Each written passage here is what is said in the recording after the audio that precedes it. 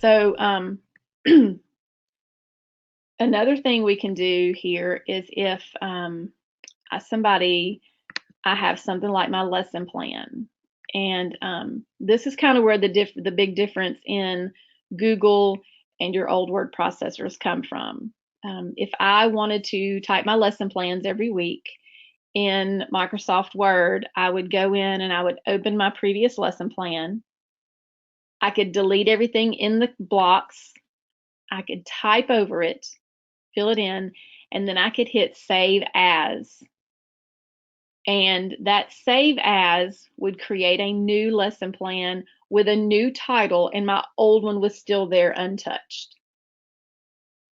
The difference in Google is if I change it online, then it's changed.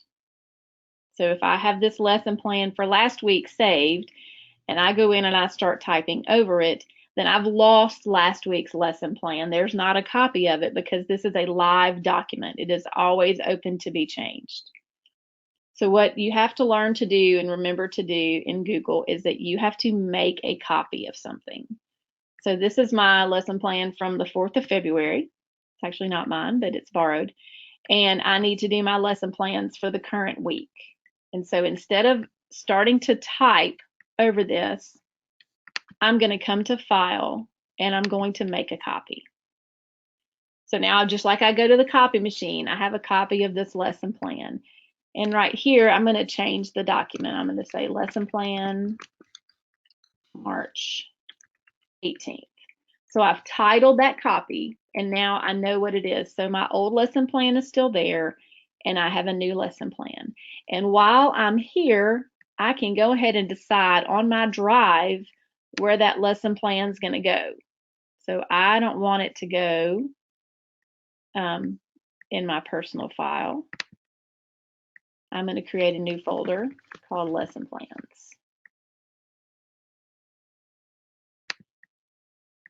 And so it's going to go into my lesson plans folder. And as I make a new copy, I know at my school we have to share our lesson plans with the principal. And if I shared my old one, then I can share this lesson plan with the same people I shared it with before. So I don't have to go back in every time and share it. It automatically takes that lesson plan and sends it to whomever it needs to go to, just like it did the last time. So I've made a copy of my document. And I've titled it, if you don't title it, it's going to be a copy of lesson plan. And so now I can go in and change, I can delete my content, my dates, whatever I need to do, I can go in and change as soon as it loads. Everything I need to in here. I can leave what I want. You know, that's the beauty of doing it online again, because we can change what we need to and we can leave what we need to. But I can change what I need to change, and then it's a new copy, and I have to do that every time. Again, that's been the hardest thing for my teachers to remember, is that these are live documents, and if I make a change to it, it changes it, and it doesn't save the old copy like it did in Microsoft Word when I hit Save As and I changed the title. So that's been a big adjustment for us, trying to get used to making copies of lesson plans. Another thing, and so we're going to kind of go to Google Drive for a second. If I have a document on my computer that I want to upload into Google, then I come to my drive and I just hit New and I hit File Upload. And that simply takes me to my computer. So if I want to upload an article, then I just do that, and you see it's uploading into my drive.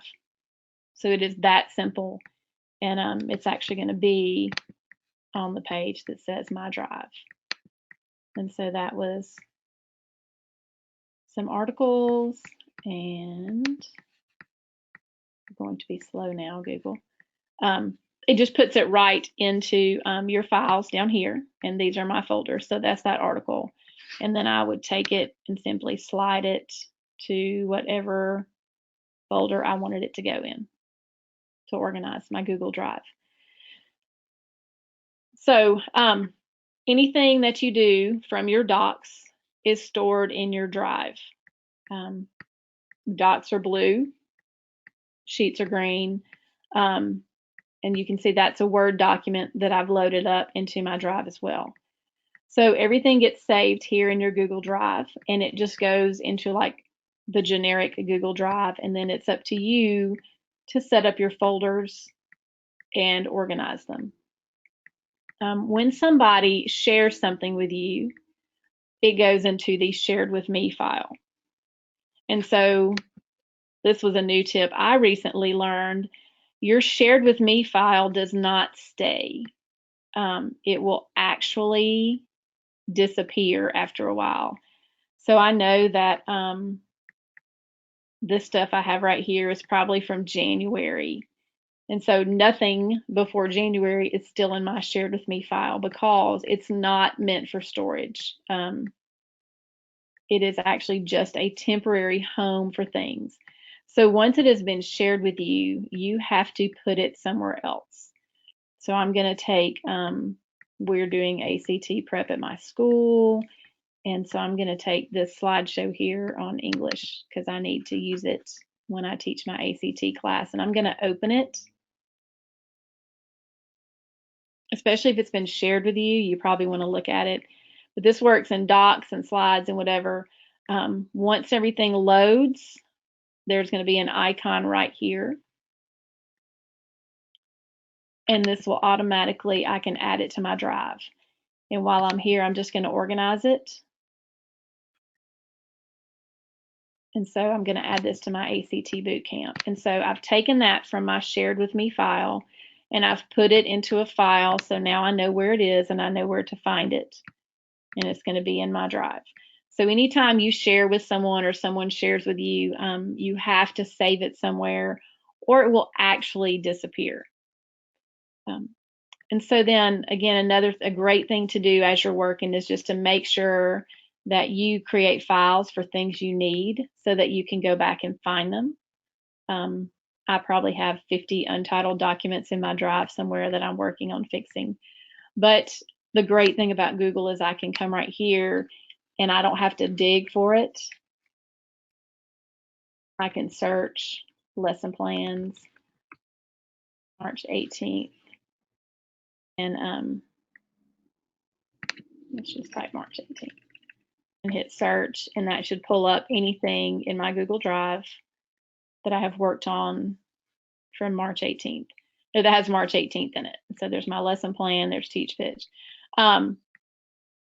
And so you can actually, it will actually pull up words in the document. Some of these things don't have March in the title, and they have March in the document. And so it will pull things up, the words in your document. So if you knew you typed something and you knew what it was about, but you don't remember what you titled it, or you might have left it untitled, then you can search it through Google Docs and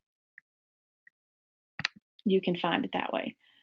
So I think we've covered all those things, opening them, formatting them, inserting things. We've done the spell check and the word count, saving and sharing, collaborating, commenting, uploading, making a copy.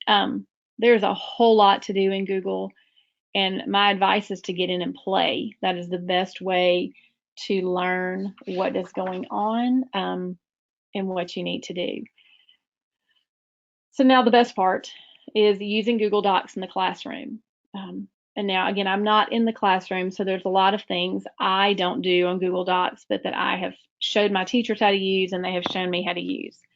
So if we go back to, we're going to go back to this Google Doc I used. One of the greatest things about this is the Explore function. And so you can either find it down here at the bottom. It says Explore, or you can come up here to Tools, and it has Explore right here. And all that is when you open the Explore, it opens the internet, a Google search bar right here to the side. So if my students want to write a paper on dogs, then right there I have the Wikipedia, I have web results, and so they can click on these while we're here. and they can find what information they need. And so they can access the internet right where they are. And so they don't have to go out and search. They're still in their Google Doc. They can take that information and put it right in. If they need dog images, so they can literally take this picture and click on it and move it over, and it pops right into their document. So again, they really don't have to leave Google Docs. The documents that come up in this Google search are documents that they have license to use. They're in the Creative Commons.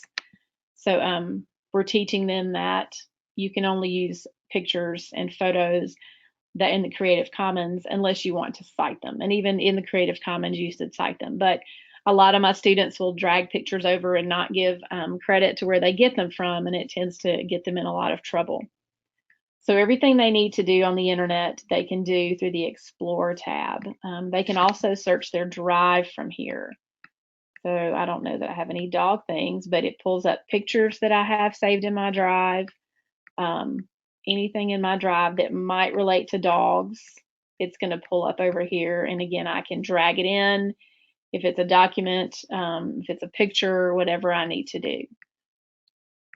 So that's one of my favorite things. If you have students who are have learning issues, if they don't type well, if they just need some extra help, Google has voice typing, and it's very cool. It's in the tools section, and you can click voice typing, and then you just hit click and it types what you say. So we're going to show an example. Good morning. This is Shannon, and I am currently on Teach Pitch doing a tutorial, period. And it does a really good job. I would have to go back and capitalize some things, or maybe fix a few things that it doesn't do correctly. But for these kids who, for some reason, don't type well or kind of hate typing or don't want to type a paper, if they can talk it or speak it, then they might be a little more willing to write their papers online. And so especially your exceptional ed kids who really just don't type well at all. We have a blind student at my school for the first time in years, and she enjoys using the voice text, the voice typing for her when she's typing Google. I like to watch her do it. It's fun. So for your Hispanic, or we have a large Hispanic population at my school, but for your students who speak another language, Google also has a translate document. So I can take this, and it has a ton of languages on here, as you can see.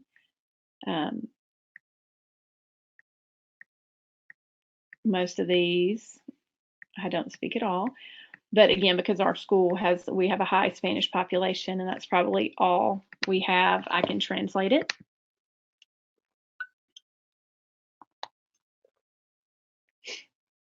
And it has gone through and translated my whole document into Spanish. We really stress to our teachers when they're sending out emails to parents to not skip the Hispanic parents because they don't speak English, to choose to use this translate. And while I know that it's not perfect by any stretch of the imagination, it's still an effort. And we have found that our parents just appreciate it when we put forth the effort, and so that they can know what's going on in the class, and they can know what's going on with their student, and they don't feel quite so left out and isolated.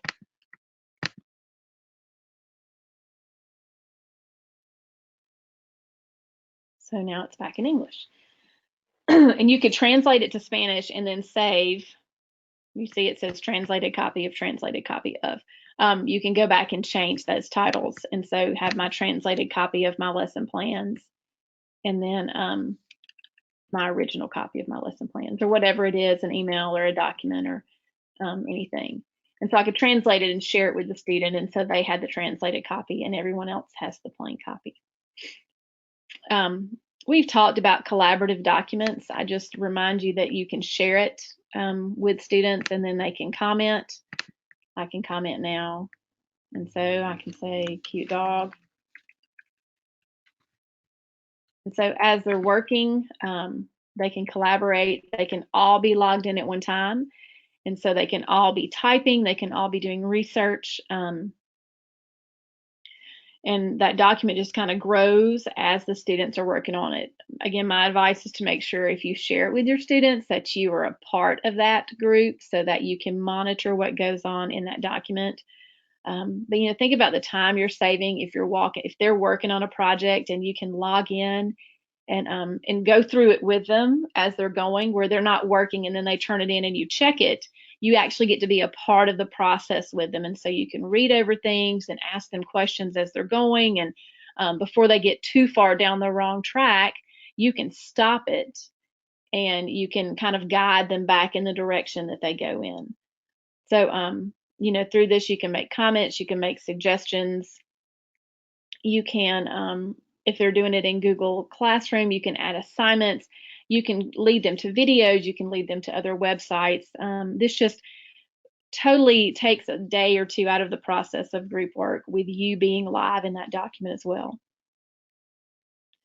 Another great thing about Google are these add-ons. And so you can come down here and you can get add-ons. And these are just extras that apply to your Google Docs. They have add-ons for slides and for sheets and for everything else. But it just allows students to add things. My foreign language teachers love easy accents so that their students can type in the language, the foreign language. Excuse me. There is MindMeister, which lets students do brain mapping activities together. They can create table of contents, they can highlight, you can do labels. But two specifically that I wanted to show you today. The first is EasyBib, and I already have EasyBib on my thing, so we're going to manage my bibliography. And so it pulls up EasyBib right here. And so if one of the books I'm reading is Romeo and Juliet, or I'm using as my reference, then it's going to pull up everything I need, every version of Romeo and Juliet that I might want. And so I don't know, we're going to pick this one. So I'm using this one right here. And here's my bibliography for that version of Romeo and Juliet. And I can just simply click on that and it adds it straight to my document. It titles it if it's my first one. So now I have a works cited page. So if I'm looking to have a book on Shakespeare as well, then I can add this to my bibliography and it just pops it down there and it puts them in alphabetical order. So this takes all of the effort for your students out of doing works cited page. I think they should have to do it the hard way at least once, but once they've learned what goes into citing their sources, this is a great time saver, and it will keep them focused and they'll be more likely to do it if it's a little bit easier. And you can do your journal articles with your DOIs from the journal article, your websites with just the URL. If I look for a No Fear Shakespeare website, it may not have a website, but I can put in my URL that I like or that I used, and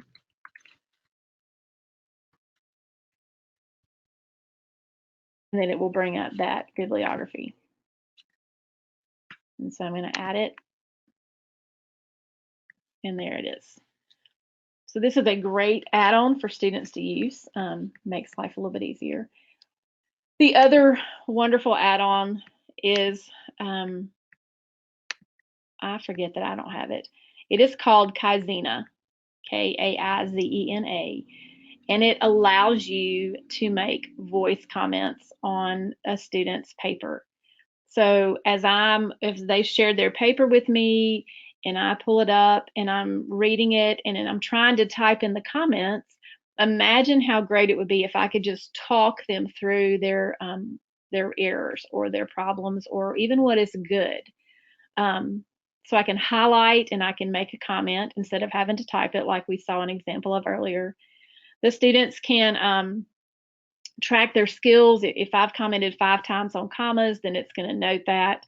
And then you can have saved comments so that the students, you don't have to say things over and over again. I have a teacher who uses this. It's my daughter's English teacher, actually, and the students love it. She grades their papers or reviews their papers through Kaizena, and they come to class one day with headphones, and they sit at their Chromebooks, and they listen to their headphones or the comments that she makes, and they fix their papers. I know as an English teacher, when I was grading essays, if I didn't have time to do individual conferences with my students, and you don't always, this would have been a lifesaver because you can convey so much more through your voice than you can with the text. And so sometimes people read negative things into your writing that they wouldn't have heard. They would have heard good things in your voice. And so Kaizena has been great for her, and we're trying to get our principals to use it when they do our lesson plans so that they're not typing comments and we tend to take it the wrong way. Sometimes a lot is lost in translation when you're writing. So that's what I know about Google and Google Docs. And because I can't possibly know everything, I'm going to share with you my 2 favorite blogs that I go to when I need help with Google. If you are not following these people, I highly recommend it. The first is Ditch That Textbook with Matt Miller. He is amazing. He's a funny guy. He has a lot of great ideas. You can download his book free, 101 Ways to Ditch That Textbook. And he does a lot with Google. He has a HyperDocs toolbox here that he did last week. That's a really great article. I've already read it. He talks about Twitter, but mainly he talks about Google tools. So making math come alive with Google, using Google Slides for interactive notebooks, 30 Google tips every teacher must know. And so, again, I don't know all these things. I had to find them out myself. And Matt Miller always has something great to share. He has podcasts. They have a Ditch That Textbook Summit in December with guest speakers that is amazing. And so he has a lot of great things, especially if you want to help your teachers or if you use your classroom, just things today that you can implement with Google tools. The other one is Control-Alt-Achieve from 𝗙𝗢𝗟𝗏.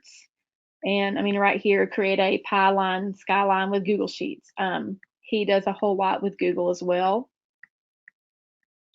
It's to Google searches. And so I look to these guys all the time to find out what's new. And if my teachers have a question and they want to use something in Google, then we go straight to Matt Miller or 𝗙𝗢𝗟𝗏 and figure out the best way to do it. So deep breath. I feel like I've probably done a million things, shared a million things with you guys. And so I'm going to go to the questions. I'll zoom back up here. So do you have any idea how long docs are stored on Shared with me? I do not. This is something I prepared a lesson for my faculty last week for our PD day. And I actually just learned this last week that Shared with me is not a permanent storage solution.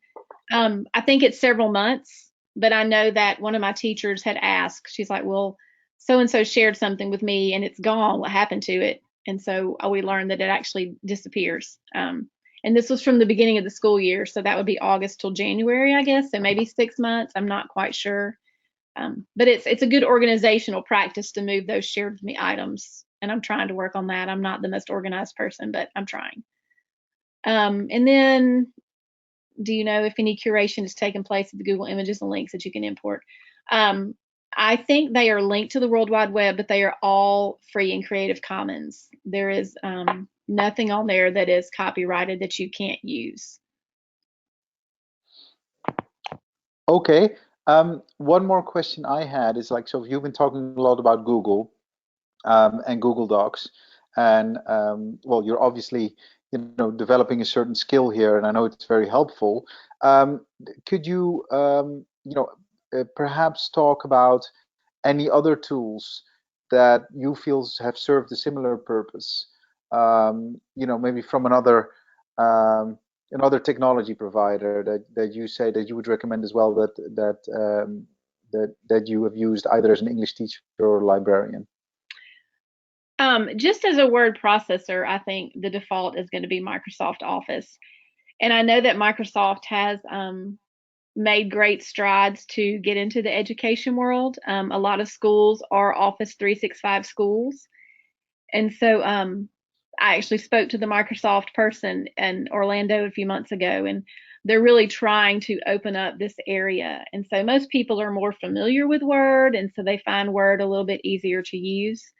And so I think Microsoft really took the challenge from Google and is now starting to reach out to education. And so they're making their other things more education friendly. There are not many other, not that I know of, online word processing programs that are even comparable to either Google Docs or to Microsoft Office.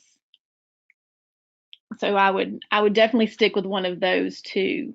And I know that the other learning management systems often support either your Google Doc or a Word document. Thank you all.